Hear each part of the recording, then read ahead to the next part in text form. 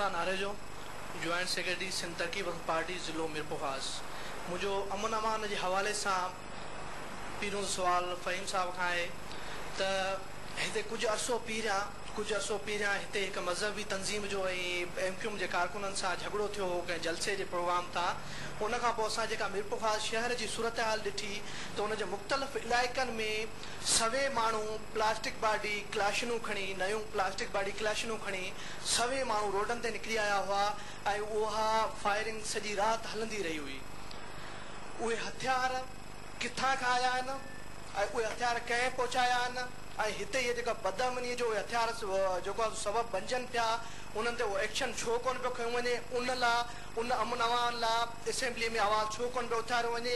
ऐं हिते अमन अमान जो सभ खां वॾो ॿियो हिकिड़ो मसइलो कब्ज़ा इंक्रोचमेंट जी जेका असांजी ॻाल्हि कई हुई कब्ज़नि जी त असां जॾहिं हितां खां मीरपुर खां शहर में ॿाहिरियां खां इंटर थियूं था बस टर्मिनल खां वठी त बस टर्मिनल ते कब्ज़ा कंहिंजा आहिनि उतां खां 2-2.5 लाख रुपया डेली जो जेको भत्तो आहे उहो केरु थो वठे उतां खां इहे ऐं उन खां अंदरि जॾहिं असां शहर में इंटर थियूं था त मुख़्तलिफ़ पुलिस लाइन जेको आहे सेंटर खां वठी मार्केट चौक ताईं इंक्रोचमेंट कंहिंजी आहे उते कब्ज़ा कंहिंजा आहिनि कारोबार कंहिंजा आहिनि खिपरो स्टैंड ते सिंधी हिंदू वाणियुनि जूं मार्केटूं उन्हनि जे साम्हूं कब्ज़ा कंहिंजा आहिनि उते उहो कब्ज़ा करे केरु बीठो आहे।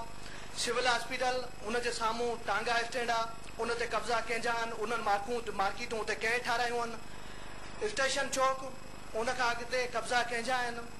ऐं जॾहिं रिहेबिलिटेशन ऐं कमकार जे हवाले सां ॻाल्हि कयूं था त मीरपुर ख़ासि में बिना तहसुब जे जेको आहे सो साईं चयो त असां कमकार कराया आहिनि त साईं असां खिपरो स्टैंड खां MK ताईं वञूं था त उते रोड जी छा हालत आहे पाक कॉलोनी जे रोडनि जी ड्रेनेज जी कहिड़ी हालत आहे वेंदे महमूदाबाद ठीकु आहे महमूदाबाद जा रोड कुझु पंहिंजी जॻह ते विच वारा ठहियल उन्हनि जे भर में लोकू शेड आहे लोकू जी छा हालत आहे उन खां अॻिते मीर कॉलोनी उते ड्रेनेज उते जा रोड रस्ता उतां जी कहिड़ी हालत आहे। सेटेलाइट टाउन जे भर में मीर शर्मन तालपुर जो ॻोठु आहे जिते रुगो ग़रीब माण्हू वसनि था उते उन्हनि इलाइक़नि जी कहिड़ी हालत आहे।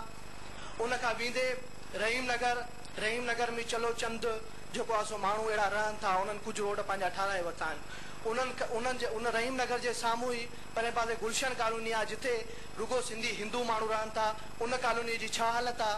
मीरपुर ख़ासि खिपरो स्टैंड खां अंदरि जॾहिं असां लंघूं था तॾहिं UC 5 में नवाब कॉलोनी जेको तव्हांजे हल्के में शामिलु थिए थो उन जे पुठे पासे राजड़ कॉलोनी ऐं जमुना दासी कहिड़ी हालत आहे उते जा रोड रस्ता उते ड्रेनेज छा इहे मीरपुर ख़ासि सिटीअ में शामिलु न आहिनि इहे इलाइक़ा मीरपुर ख़ासि सिटीअ में शामिलु न आहिनि। ऐं इंक्रोचमेंट जे हवाले सां ॻाल्हि कयूं था असां जॾहिं पराण जी ॻाल्हि सभिनि कई त पराण ते कब्ज़ा आहिनि तॾहिं उहो आफ्ताब कुरैशी केरु आहे इन ते कंहिं कॾहिं सोचियो आहे उहो कब्ज़ो उनजी फैक्ट्री उनजो जेको महल नुमा उतां ठहियलु आहे सभिनी ॾिठी हूंदी उहा छो कोन पई उतां खां हटाई वञे इहे सोचण जहिड़ियूं ॻाल्हियूं आहिनि।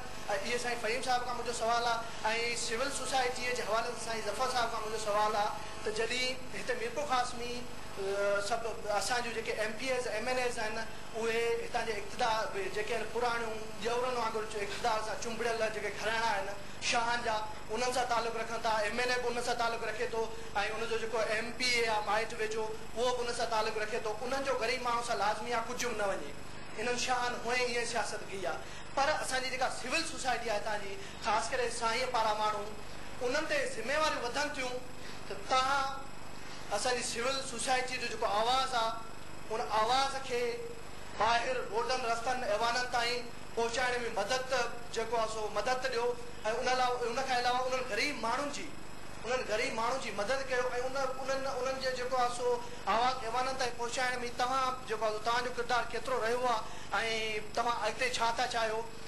ऐं हिकिड़ो फ़हीम साहिब खां हिकिड़ो मुंहिंजो ॿियो जेको आहे सवालु आहे त हिते मीरपुर ख़ासि जी सिविल हॉस्पिटल जेका तक़रीबन 6 ज़िलनि में जेको आहे सो वॾी हॉस्पिटल आहे 6 ज़िलनि जा हिते तक़रीबन माण्हू अचनि था सांगड़ खां वठी सांगड़ मिठी उमरकोट ऐं मीरपुर ख़ासि ज़िले जा जेका तमामु वॾी आबादी आहे सिंध जी उन मीरपुर ख़ासि सिविल हॉस्पिटल जी छा हालत आहे उन ते बि थोरो ॻाल्हाइजो महिरबानी।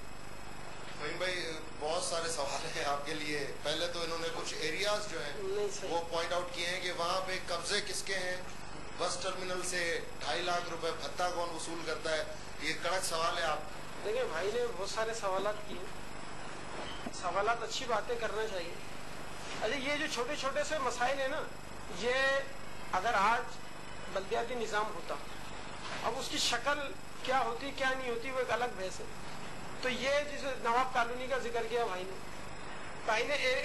کھپرو اسٹینڈ سے لے کر این کے پیٹرول پمپ کا ذکر کیا کہ وہاں پہ روڈ ٹوٹا ہوا اور انتہائی خستہ حالت میں, اتنا برا ہے کہ آپ وہاں سے گزرنے کا تصور نہیں کر سکتے. اچھا وہ سڑک جو ہے وہ ہے نیشنل ہائی وے, اس کی ذمہ داری بنتی ہے نیشنل ہائی وے کو بنانا. لیکن افسوس کے بعد کہ کالونی سے لے کر این کے پیٹرول پمپ تک اس سڑک کا بقول سیکرٹری صاحبان کے, میری جب ان سے بات ہوئی بولا 3 مہینے پہلے بتایا انہوں نے کہ اس کا ٹینڈر ہو چکا ہے. تو بھائی جب ٹینڈر ہو گیا تو اس کو بناتے کیوں نہیں؟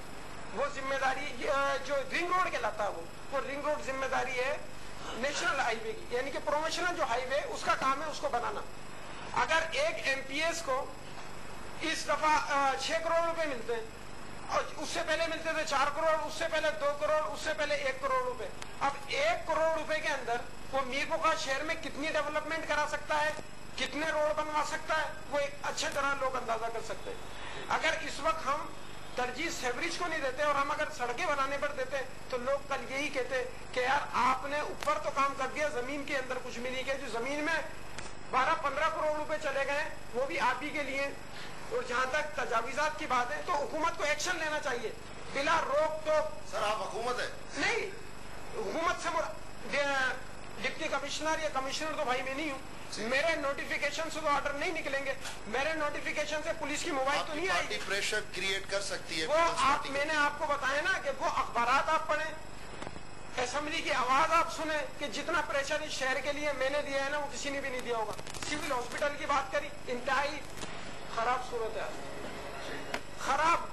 افسوس کی بات یہ ہے کہ 4 سال پہلے ڈراما سینٹر کی PC1 منظور ہو چکی ہے. 4 سال پہلے جس کو میں نے کرایا جب میر پورخاص میں ایک ایکسیڈنٹ ہوا 2008 میں, 19 افراد ہلاک ہوئے اور 40 سے زیادہ لوگ زخمی ہوئے ہیں خواجہ کوٹ کے اوپر.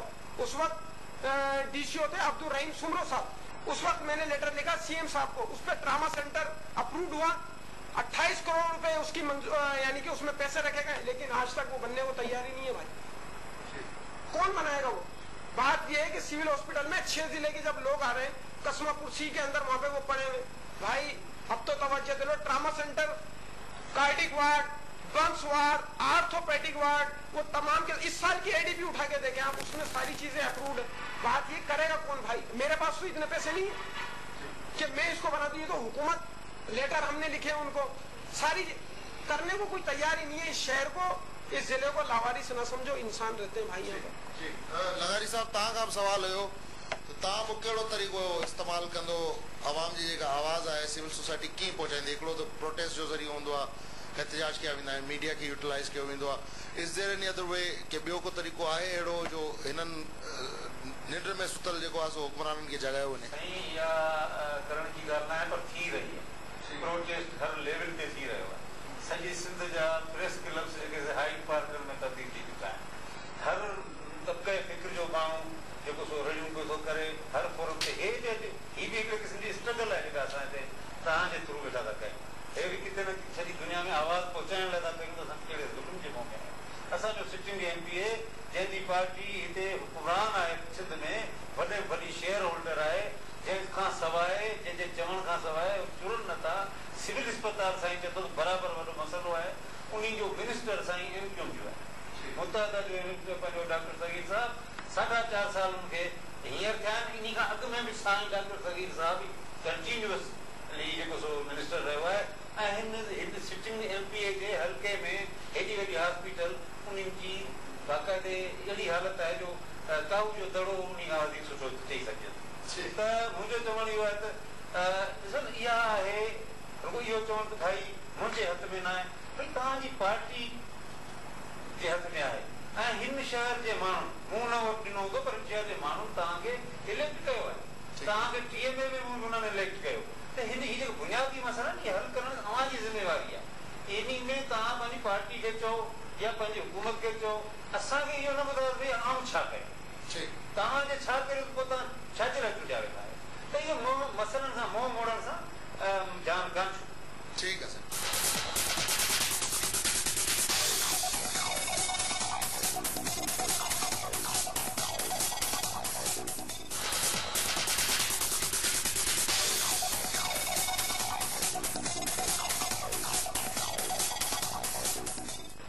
नालो ज़ीशान लगारी आहे। हिकु त गुज़िरियल बरसातनि खां पहिरीं मीरपुर ख़ास में मेगा प्रोजेक्ट जे नाले सां $1 अरब रुपया ख़र्च कया विया। उनमें सेवरेज लाइनूं, रोड ऐं पाणी जूं लाइनूं विछायूं वयूं, पर नाले मातर हुयूं। उन्हनि मां को बि माण्हुनि खे लाभ हासिल न थी। साईं MPA साहब वेठो आहे, साईं वारा TMA में बि हुया, डिस्ट्रिक्ट नायब नाज़मी साईं वारनि वटि हुई। ऐं सम्झां थो सॼो मेगा प्रोजेक्ट हैंडल करण वारा साईं वारा हुया, पर उन $1 अरब रुपया ख़र्च थी विया मीरपुर ख़ास जा सिर्फ़ कमीशननि ते, ऐं ठेकेदारनि खे मिलिया, उन्हनि लाभ हासिल कयो, पर आम माण्हू खे को बि लाभ न मिली सघियो। गुज़िरियल बारिशनि में जेके मोटरूं ख़रीद कयूं वियूं, जेके पंप मशीनूं ख़रीद कयूं वियूं TMA ऐं डिस्ट्रिक्ट गवर्नमेंट जे तरफ़ां, उहे अंगनि अखरनि मुताबिक़ 100 मशीनूं ग़ाइब आहिनि। ख़बर नाहे किथे आहिनि, कहिड़नि वॾेरनि वटि आहिनि, कहिड़नि सियासी माण्हुनि वटि आहिनि, कंहिं वटि आहिनि। आम माण्हुनि जे लाइ न बारिशनि में उहे कमु आयूं, न हाणे ईंदड़ बारिशनि में उहे कमु ईंदियूं। साईं जो चवणु हुयो त असां चाहियूं था सभु इंसान गॾिजी रहनि ऐं बराबरि जा शहरी हुजनि ऐं नफ़रतूं न हुजनि। कुझु माण्हू नफ़रतूं फैलाइण जी कोशिशि करे रहिया आहिनि। मुंहिंजो साईं खां सवाल आहे, जॾहिं मीरपुर ख़ास शहर में सिंध जी तक़सीम जा नारा दीवारनि ते लिखिया विया, जॾहिं हिते चाकिंगूं थियूं वियूं सिंध जी तक़सीम जे लाइ, त साईं वारनि उन ते कहिड़ो किरदारु अदा कयो? साईं वारनि पंहिंजो कहिड़ो किरदारु अदा कयो? पीपुल्स पार्टी ग़ाइब आहे, साईं वारनि खे ई वज़न खणणो पवंदो। सभु सवालनि जा जवाब साईं वारनि खां आहिनि।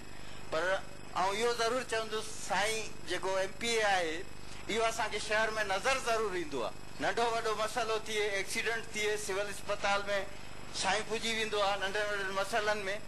पर अफ़सोस जी ॻाल्हि आहे त असांजो हरीश कुमार क़तल थियो, असांजो मसीह क़तल थियो, ॿिया सिंधी नौजवान क़तल थिया, SL कॉलेज में साईं वारनि जी जमायत जे हथां असांजा नौजवान ज़ख़्मी थिया, पर साईं वारा उते नज़र कोन आया।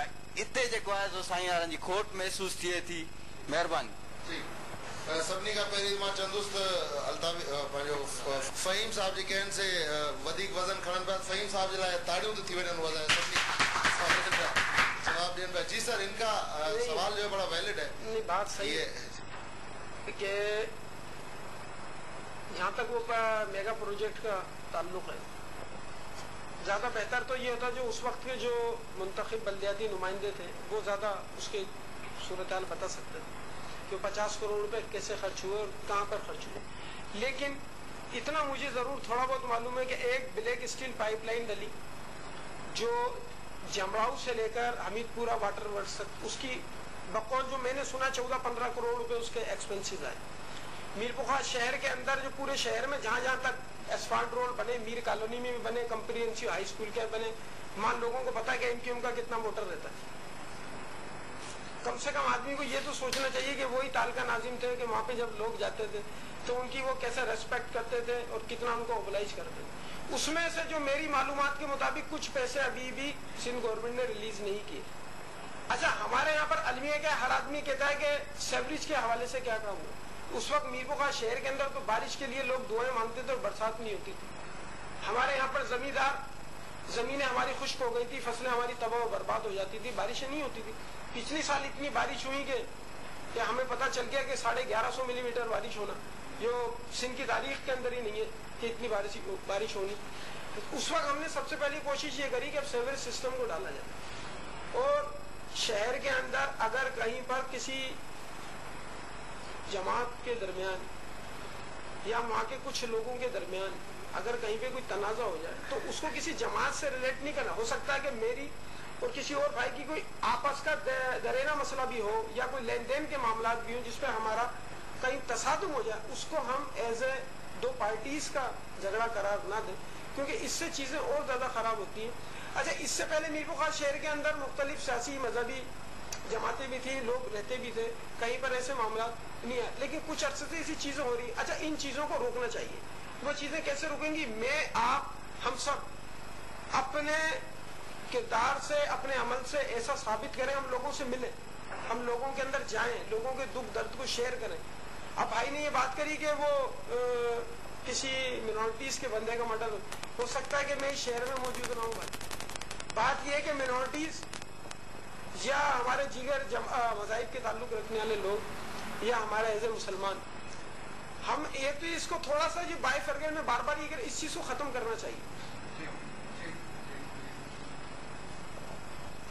मियार खान बंगलाणी मिरपुखास मुझो फ़हीम साहब सां ॿ टे शयूं शेयर करणु चाहियां थो त मौजूदा मेगा प्रोजेक्ट ते तव्हांजो हिकिड़ो ठेकेदार हुयो इब्राहिम जेको हुयो जंहिं हिकिड़ो नालो जेको सो नई स्टेशन ठही आपकी इब्राहिम ठेकेदार भैया कोई एमक्यूएम का कारकुन नहीं है, कोई एमक्यूएम से वो नहीं। आप अगर वो इदारों से मालूम है, किसी ठेकेदार से हमारा कोई ताल्लुक नहीं है भाई। ठीक है, मगर वहाँ पे एक नाला बनाया गया, 2 स्टेशन बनाए गए इसी सेवरेज सिस्टम। देखो मेगा प्रोजेक्ट की मैं आपको बताऊं कि अब या तो उनके नुमाइंदों को आप बुलाते हैं उसी जो क्योंकि ना मेरे पास उसकी भाई कोई सब्जेक्ट की कॉपी है, ना मुझे मालूम है कि वो किस तरीके से अप्रूव हुआ, उसके ऊपर कौन उसका पीडी था। अब मैं आपको उसके बारे में क्या तफसील बता सकता हूँ भाई। मैं ये भी कहना चाहता हूँ कि आप मिरपुखास सिटी को रिप्रेजेंटेटिव कर रहे हैं। हमारे यहाँ पर कोई भी मेडिकल यूनिवर्सिटी का कोई वजूद ही नहीं है। यहाँ पे हॉस्पिटल्स तो हैं भाई। एक बात आपकी काटू, किसी दिन आप लोग यार और मसलों के ऊपर भी तो एहतजाज करते हो। कभी मीरपुर खास के लिए आपने किया? मेडिकल कॉलेज का यहाँ पर कयाम के लिए जमीन नहीं दे रहा कोई, हमारे को जमीन नहीं दे रहा है। किसी दिन आप एहतजाज तो करो। मीरपुर खास शहर के अंदर तो हो ना, कम से कम अनाउंस। अब भाई अनाउंस हो गया, 3 साल हो गए। आप कमिश्नर से डीसीओ से मालूम तो करो। मैं मिन्नत कर करके थक गया हूँ कि यार जगह तो दो भाई। अब जगह गवर्नमेंट की जाइए ना। नहीं मिली, वो नहीं मिली। अरे भाई नहीं मिली, वो नहीं मिली। अभी भी हर चीज पे मकसद क्या है कि आप गवर्नमेंट के पार्टनर हो। गवर्नमेंट का मकसद है गौर करे तो हर चीज पेमेंट करे। अच्छा क्यों नहीं सरकारी जमीनें क्यों नहीं है? हर चीज पेमेंट करे। सरकारी जमीन लोग देने को तैयार नहीं है। करे मतलब गौर नहीं हो रहा। अच्छा तो ये बोले कि किसी भी मसले पे गौर नहीं हो रहा। अच्छा यूनिवर्सिटी हमारे शहर का, देखो हम तो ये चाहते हैं कि यहाँ पे यूनिवर्सिटीज भी हो, कॉलेज भी हो, हमारे लोगों को तालीम की सहूलत मिले। ये हमारी जो यहाँ से पीछे आप चलें, यहाँ पर गवर्नमेंट की जगह, ये जगह मांगी कि भाई यहाँ पर आप मेडिकल कॉलेज बनाने दो, उस जगह को नहीं दिया गवर्नमेंट। ये पीछे ही 1 किलोमीटर भी नहीं है, फाटक की इधर गवर्नमेंट की जगह नहीं दिए। फैजान सुमरो STP मिरपुखास मुझो सवाल है फ़हीम भाई सां त हींअर जेको फ़हीम भाई चयो त जेको सिंधी ऐं महाजिर गॾु था रहूं विढ़ाइण जी साज़िश खे, इहे केरु पियो करे? हिते जेको बोर्ड ऑफिस आहे, बोर्ड ऑफिस में जेको चेयरमैन खां वठी पटे वारो बि आहे, उहो केरु आहे? सिंधी माण्हू छो कोन थो भर्ती कयो वञे? उनजे लाइ जेको प्रोटेस्ट कया विया आहिनि, ठीकु आहे, इहे छो फ़र्क़ु केरु महसूस थो करे?